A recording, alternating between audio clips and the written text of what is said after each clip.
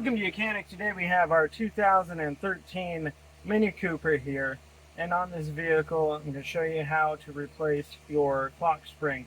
So we went over of how you remove it for replacement, and now we're ready for the install. So we're going to put the clock spring on, we'll put the shields back around,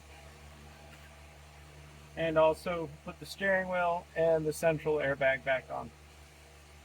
You've got to remove all of those pieces to be able to remove your clock spring and your combination switches. This is all one full unit that you would purchase.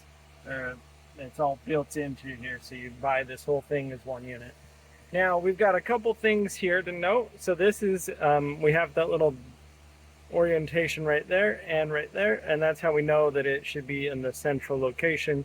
And also when you take it off or when you get a new one, it will be in that location too. So this only turns 2.5 revolutions, maybe a little bit more to the left and the same to the right. And so if you turn it more than that, you can break the tape in there, and then it'll send off all types of codes on your vehicle. So for instance, if this is rotated all the way around like this, you might have that indication there, but the one that's over here isn't in line there. And so you got to bring it back and there, and we can see there's a little indentation in there.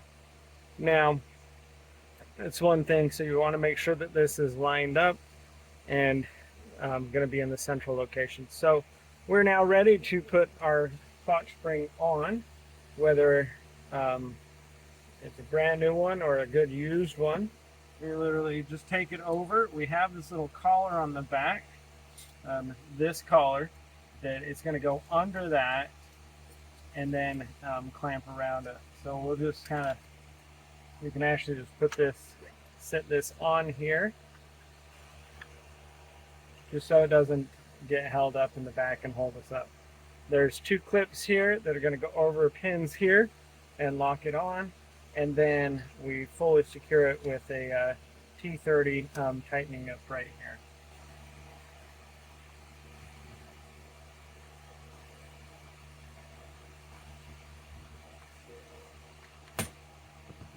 Okay, so we are installed on there, and it is attached.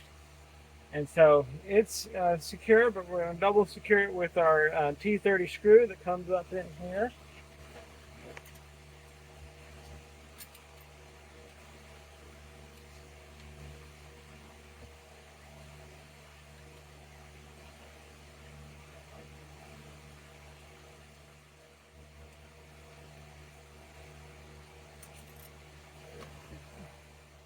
Alright, so just tightening up that T30 screw that's down here that tightens the clamp. It gives our second safety to keep this all attached there. Our clock spring combination switch.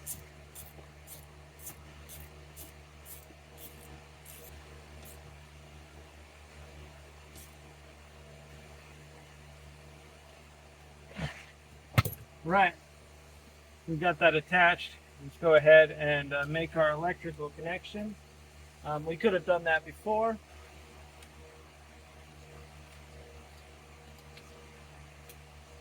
Just push that in there, and then this one is a push in and then close the clamp, and it'll fully pull it in and lock it into place. So everything else is still good here. Now, while we're at it, let's go ahead and we can put this piece on and the top piece. We're going to put this back in here. And if you have this all the way down, there are 2 screws that are going to attach right here to hold this piece into place on the back side here. And they are also a T30.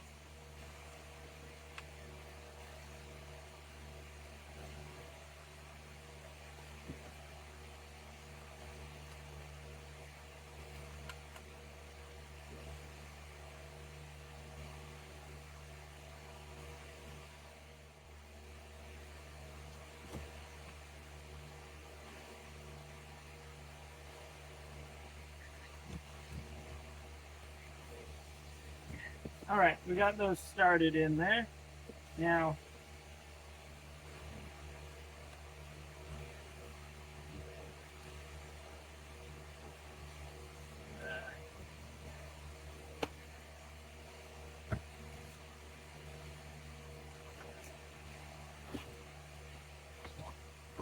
I'm gonna bring that up.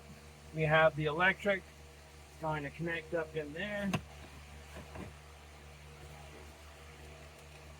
This just holds the wires and the plates. There we go.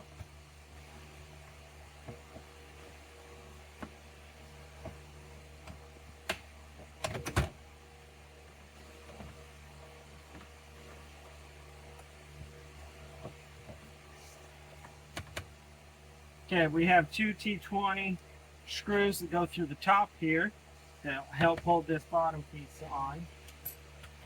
And these we will finish up tightening in a second.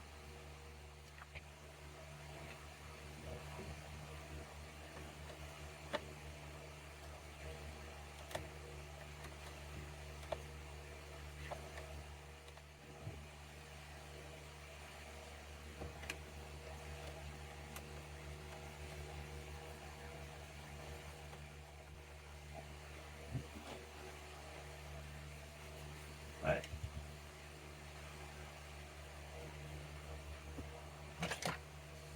We have our top little cover, which is going to be able to slide up in here. It's a matter of getting, there's two little tabs, one on both sides, making sure we get that inside the groove here. And then we're going to press this back in here.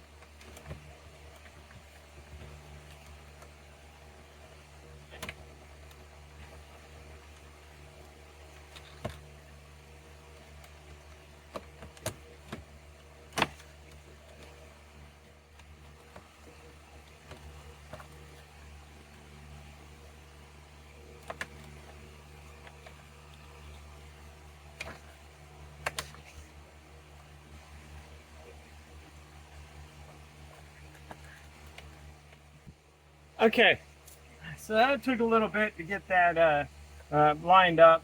Like I said, do make it a little bit easier. There are two screws here you can remove and move the tachometer a little bit to the side, and then be able to attach this a little bit better. But it's able to slide in there, not too bad. Now we're able to put our steering wheel on and install that. So we have our lines to line up, and we also have a little indent there that we line up with the be like a master spline.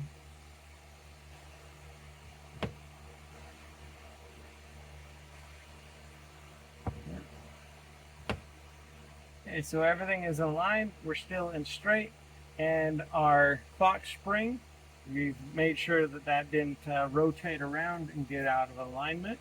And so with that installed, we are now able to put the bolt back in here and hold it and tighten it down. Now, if you were needing to replace these switches here, for whatever reason, it's this one electrical plug to unhook, and then just being able to, there's a screw in the back here, undo those and pop those out. And you may need to undo these screws to get the wiring out. But that's the basic there.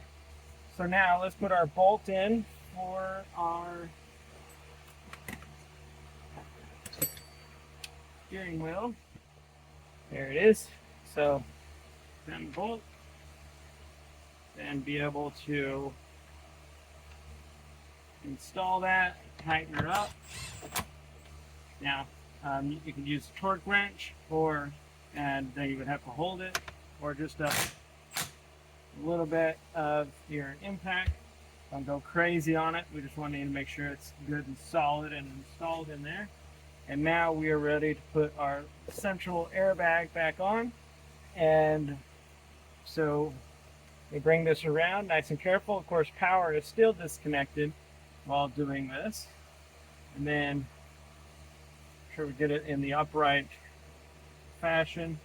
We have one electrical connection You press in at the top here, make sure that that's connected, and then down here we have our negative connection. We connect, which is basically what part of the horn is when you push it to make the horn work.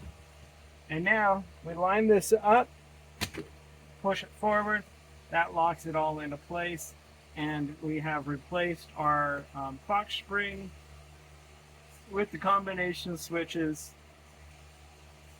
steering wheel, central airbag. It's all been installed back on our vehicle, and when you're done, you can hook up your battery now and be able to go down your merry way. You got to remember you're going to finish tightening the screws down here, put on this little bottom case, and we're good to go. Thanks for watching Mechanic, where you can be the mechanic.